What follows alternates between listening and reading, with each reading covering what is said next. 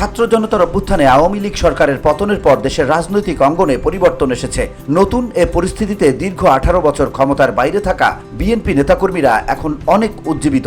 আসন্ন ত্রয়োদশ জাতীয় সংসদ নির্বাচনের জন্য তারা প্রস্তুত। 2026 সালের ফেব্রুয়ারির প্রথমার্ধে অনুষ্ঠিত হতে যাচ্ছে ত্রয়োদশ জাতীয় সংসদ নির্বাচন, আর এই নির্বাচনকে সামনে রেখে সম্ভাব্য প্রার্থীদের দৌড়ঝাঁপ শুরু হয়েছে।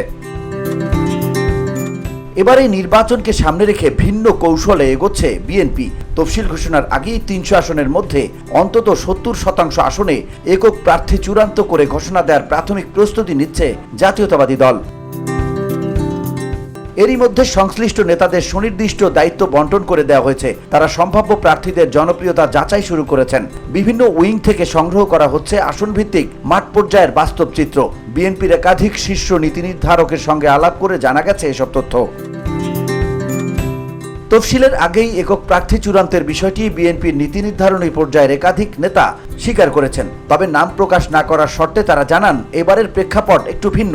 এজন্য দলের সিদ্ধান্তেও নানা পরিবর্তন আসবে। নানা হিসেব নিকেশ শেষেই জাতীয় সংসদ নির্বাচনকে কেন্দ্র করে এবার আগেই আসন ভিত্তিক একক প্রার্থী দেওয়ার প্রস্তুতি চলছে। একক প্রার্থীর নেতৃত্বে দলীয় অবস্থান সুসংহত করা এবং জনগণের আরও কাছে পৌঁছানোর চেষ্টার অংশ হিসেবেই এটি করার পরিকল্পনা হচ্ছে।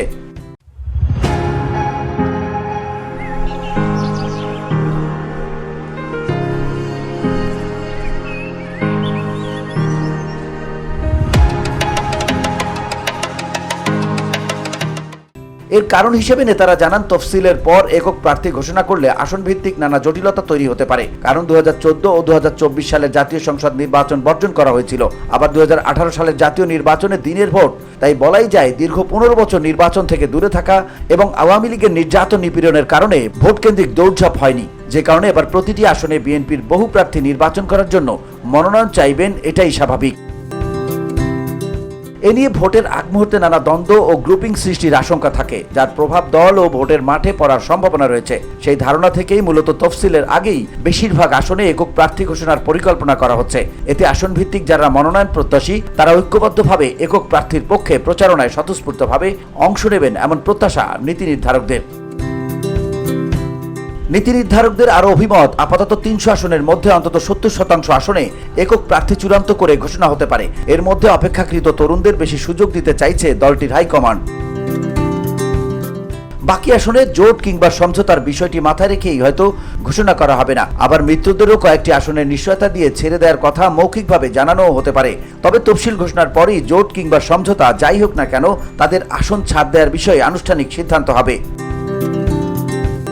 এ প্রসঙ্গে বিএনপির স্থায়ী কমিটির একজন সদস্য বলেন, এবার প্রার্থী মনোনয়নে বড় ধরনের অনেক চমক থাকতে পারে। কিছু আসনে এমন ব্যক্তিদের প্রার্থী দেওয়া হবে যাদের কথা অনেকের চিন্তার মধ্যেও থাকবে না। আবার অনেক সিনিয়র ও প্রভাবশালী নেতাও শেষ পর্যন্ত মনোনয়ন টিকিট পাবেন না। এতটুকু বলা যায়, বিএনপির ভারপ্রাপ্ত চেয়ারম্যান তারেক রহমান ত্যাগী, সৎ, যোগ্য ও সর্বোপরি জনগণের কাছে গ্রহণযোগ্য প্রার্থীকেই বেছে নিতে পারেন।